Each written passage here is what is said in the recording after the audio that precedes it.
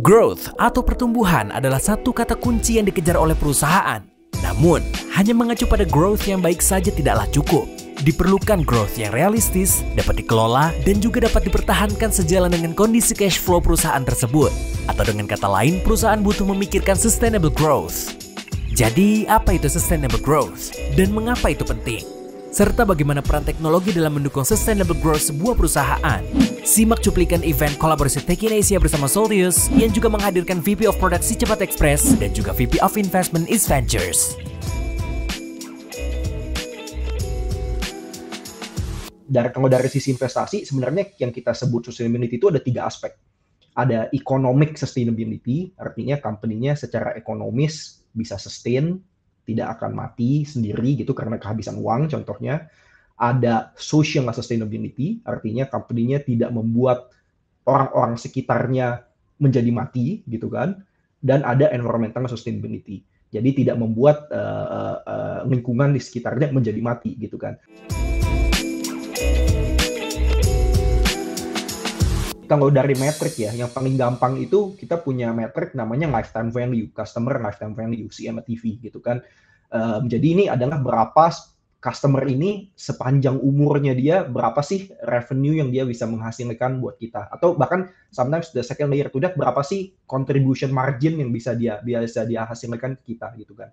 Misalnya angkanya 100. Nah, terus ini dibandingkan dengan angka yang kita sebut ya customer acquisition cost gitu, salah satunya kan how much does it cost to acquire this customer? Kalau untuk acquire harganya 200, lifetime value-nya 100, sudah jelas tidak sustainable, Mbak.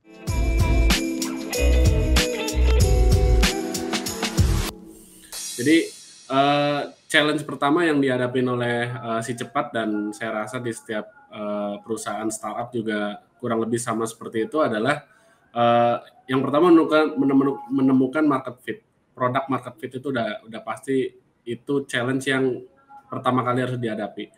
Jadi mungkin kalau nggak nemuin itu, sebenarnya buat apa kita bikin produk, terus kita rilis produk tuh kayak nggak ada artinya gitu kan. Itu yang pertama. Nah, kalau Si Cepat kan sebenarnya kita partneran dengan big marketplace ya, big boys lah kalau di Indonesia. Jadi challenge yang pertama ya kita harus benar-benar bisa meyakinkan si big boys ini untuk mau kerjasama dengan Si Cepat gitu.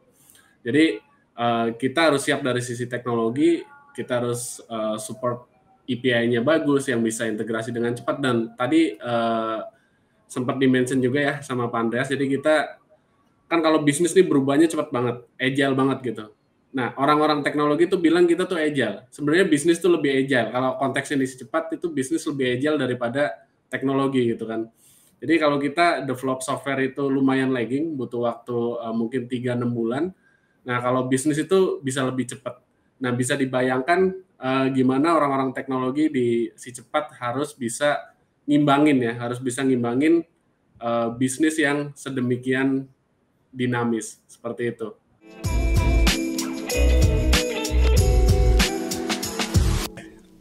Implementasi SAP sendiri di Indonesia udah mungkin lebih dari 30 tahun ya.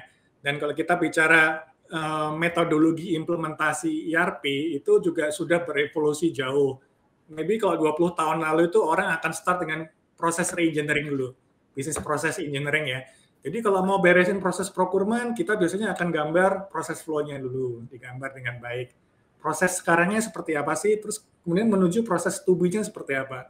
Nah, zaman dulu itu mungkin butuh 1 tahun sendiri untuk menggambar proses gitu ya. Kemudian baru di-matchingkan dengan proses yang ada di software seperti SAP.